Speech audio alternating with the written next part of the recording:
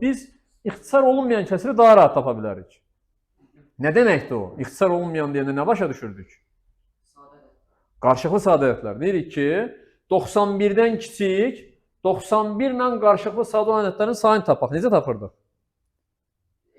Sadə vuruklarını ayırırıq. 91-in sadə vurukları nədir? 13 vurulsun 7. 13 vurulsun 7. İndi yazırıq. 7 vurulsun 13 vurulsun bu səfər 1 çıxılsın 7-də 1 və 1 çıxılsın 13-də 1. Yəni 7 vurulsun 13 vurulsun 7-də 6 vurulsun 13-də 12. 7-lər və 13-lər ixtisar gedir. 6-nı da 12-yə vurduq 72. Bu nədir 72? İxtisar olunmayanlar. Amma bizə nə istəyir? İxtisar olunan deyir. Neçə dənə düzgün kəsirimiz var məxrəcə 91-ə? 90 dənə. 90-dan çıxırıq 72-ni. 18 ixtisar olunandır, 72 ixtisar olunmayandır. Bizə də ixtisar olunan deyir deyə 18-i götürürük.